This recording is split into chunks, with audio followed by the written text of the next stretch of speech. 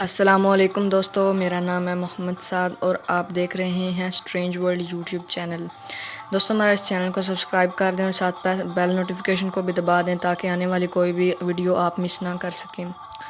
دوستو آج سے 50 سال پہلے انسان صرف اور صرف زمین تک محدود تھا، یعنی اسے اپنے آس پاس کے سیاروں اور وہاں تک جانے کی پہنچ اور وہاں تک وہ نہیں جا سکتا تھا۔ ہمارے قریبی سیارے چاند پر جانے کے سب خواہش مند تھے، لیکن یہ خواہش کوئی بھی پوری نہ کر سکا۔ آخر ایک مشن جو کولن نیل آرمسٹرانگ اور اس کے دوستوں نے پورا کیا، اس میں وہ لوگ چاند تک پہنچ گئے اور انہوں نے وہاں پر کچھ وقت بھی گزارا، اپنا جھنڈا لہرایا اور بھی کچھ ایکٹیویٹیز کی۔ لیکن آج کے ہم اس ویڈیو میں بات کریں گے کہ کیا وہ واقعی وہاں پر پہنچے تھے یا یہ صرف ایک جھوٹی کہانی تھی۔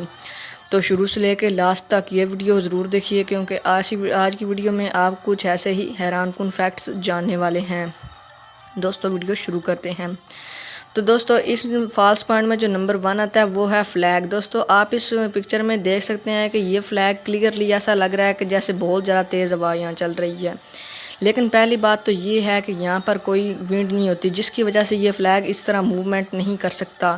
اور دوسری بات آپ فلیگ کے بارے میں یہ دیکھ سکتے ہیں کہ یہ فلیگ جس طرح زمین میں لگایا گیا ہے، یہاں پر تو گریویٹی نہیں ہے، اس وجہ سے یہ فلیگ نہیں لگ سکتا تھا۔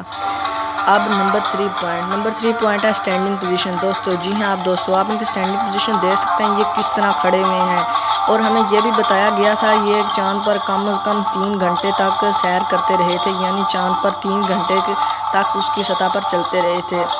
لیکن اگر میں آپ سے پوچھوں کہ کیا آپ ایک ایسی جگہ جہاں پر گریویٹی بہت ہی زیادہ لو ہو وہاں اتنے گھنٹے سیر کر سکتے ہیں؟ وہاں میرے خیال سے سیر کرنا تو دور کی بات، ایک جگہ کھڑے ہونا بھی بہت مشکل ہے۔ تو دوستو یہی کچھ چند پوائنٹ ایسے تھے جن کے بارے میں مجھے لگا ہے کہ یہ ایک فالس تھیوری ہو سکتی ہے۔ تو یہ ویڈیو صرف انفارمیشن کے لیے، اس پر ریئیکٹ نہ کریں۔ ملتے ہیں اگلی ویڈیو میں، اللہ حافظ۔